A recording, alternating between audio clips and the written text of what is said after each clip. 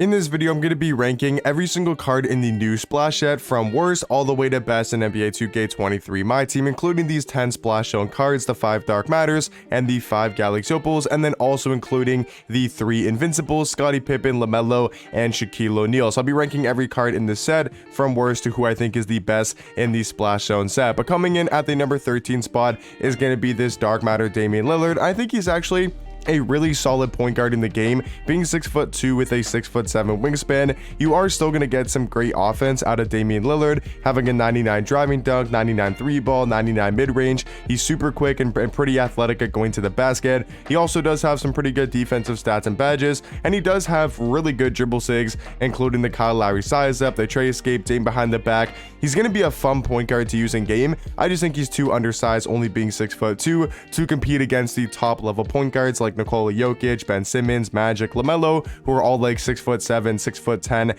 and above. So I think Dame's going to be a fun point guard and really isn't that bad for being the worst card in the set. I think he's actually a very runnable point guard in game if you just want to score the ball. But coming in at the number 12 spot is going to be this Galaxy Opal Morris Peterson, another really solid card, 6'7" at the 2, 7 foot wingspan. I just think his stats all around are pretty low, like only an 88 ball handle, 89 speed with ball, 85 driving dunk, 84 block, 88 interior defense, 88 strength. Like, a lot of his stats are just pretty low, but I will say he does have some solid dribble sigs with the T-Max size up, the Steph Curry behind the T-Max size up, the Steph Curry escape, and the Dame behind the back. He's got the quick drops off one and a very solid jump shot with some pretty good defensive tendencies. So I think Morris Peterson will actually be a very solid budget shooting guard in the game. Coming in at the number 11 spot though is going to be Galaxy Opal Tom Chambers, a power forward, small forward who's 6'10" with a 7'1" wingspan, and that's probably going to be the biggest plus. I would say the biggest positive for Tom Chambers is definitely going to be his height and also his jump shot as well. The Sabian Lee base is actually pretty solid, and then he does have the Chris Bosh upper, which I think is a really good upper in the game on very quick timing. I just wish this card had some better dribble sigs. Only having the Carmelo Anthony size up and the Kobe escape really isn't the best in my opinion, but Tom Chambers I still think is going to be a really good budget small forward in the game. But coming in, breaking into my top 10, I should say, is the Galaxy Opal Larry Hughes, going to be a point guard shooting guard, 6'5" with a 6'8" wingspan, and is a really good offensive point guard, having a 92 3 ball, 94 mid-range, 95 speed, 95 acceleration, also has a 90 driving dunk. And then you take a look at his animations. He's got a pretty knockdown jump shot with the Marco Fultz base, the Tony Kukoc upper on very quick timing, and then he's also got the Kyrie Irving size up, the Trey escape, Dame behind the back, and the quick drops off one. And then even he's got really good defensive tendencies with a 99 on-ball steal.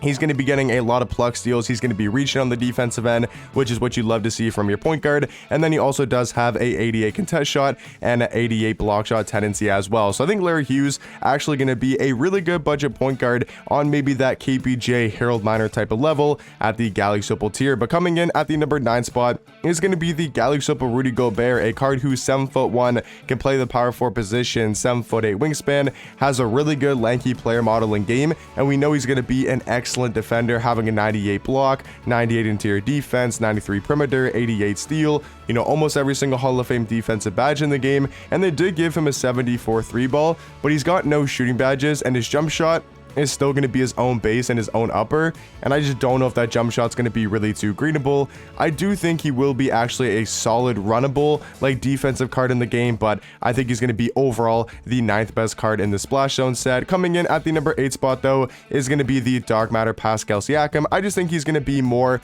of an all-around card in the game than a Rudy Gobert. Like, he has no real flaws except for probably his, I guess you could say, dribble sigs. Like the KD size up and the Kobe escape really aren't the best, but I think all around this card's still going to play good defense, great at driving to the basket, and I think he'll be a solid 6'9" small forward with a 7'3" wingspan. But coming in at the number 7 spot, I do think Trevor Ariza, just because he can play shooting guard, will be a little bit better than Siakam. He's 6'8" at the 2 with a 7'2" wingspan. He's also going to bring great defense to the table, very similar to a card like Pascal Siakam, except that Siakam does have, every Hall of Fame defensive badge. But then you look at the animations for a card like Trevor Ariza, I think he's probably probably got a better jump shot. He's got way better dribble sigs. He's got way better dunk packages. So I think it's a close one between Trevor Ariza and Pascal Siakam, but the fact that Ariza can play the two, has a better jump shot, is on that same level defensively as Siakam, and has way better dribble sigs, I do think he's going to be the 7th best card in the Splash Zone set. But coming in at the number 6 spot is going to be the Dark Matter Jaylen Brown, a card that has an okay jump shot, but really good dribble sigs for being a 6'6" shooting guard, 6'11" wingspan. He's got an okay release, like the Jaylen Brown base and the Jaylen Brown upper on very quick timing.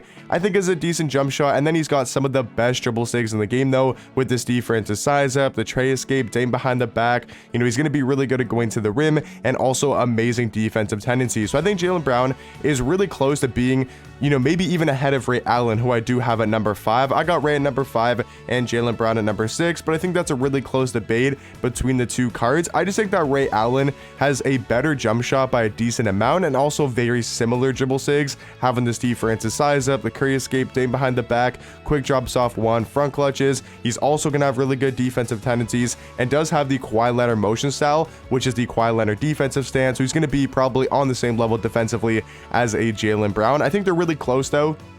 I will say I think Ray Allen and Jaylen Brown are really close at the shooting guard position. I just think Ray Allen is slightly better, but coming in at the number 4 spot, maybe even could be number 3, is this Dark Matter Shawn Kemp. He's a power forward, small forward, 6'10", with a 7'1" wingspan, and this card offensively is going to be an absolute demigod, man. 99 driving dunk, 99 standing dunk, 91 3 ball, 97 mid-range, 95 speed, 95 acceleration. He's also super athletic with a 94 strength and a 98 vertical, and then we know Shawn Kemp is going to be really good at driving to the basket, but they also gave him such a good jump shot with the Cole Anthony base and the Cedi Osman upper. Like, that's a knockdown release on very quick timing. And then he's also got pretty good dribble sigs with the Devin Booker size up and the Kobe escape as well. So coming in at the number 3 spot, I think the top 3 cards in the set are all going to be invincibles, and I do think LaMelo, I mean, it's going to be very similar to this 16-bit one. Obviously, he's going to be better because he has 55 Hall of Fame badges,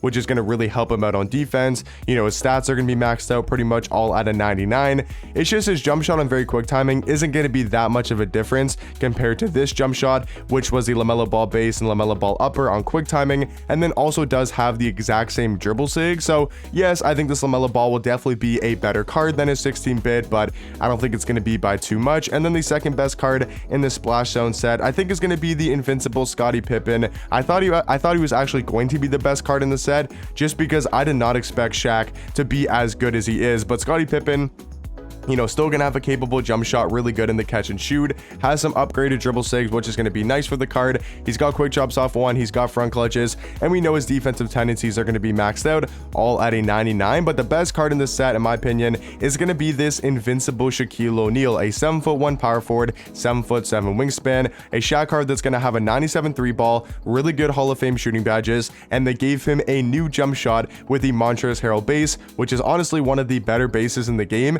and the John Wall upper, a really good upper in the game on very quick timing. And then he's also got pretty good dribble sigs with the Garland size up, the Kobe escape, you know, Dame behind the back. This card's gonna move like a guard in game for Shaquille O'Neal. And then he's also got pretty much maxed out defensive tendencies with a 100 block shot, 100 contest shot, and a 99 on ball steal.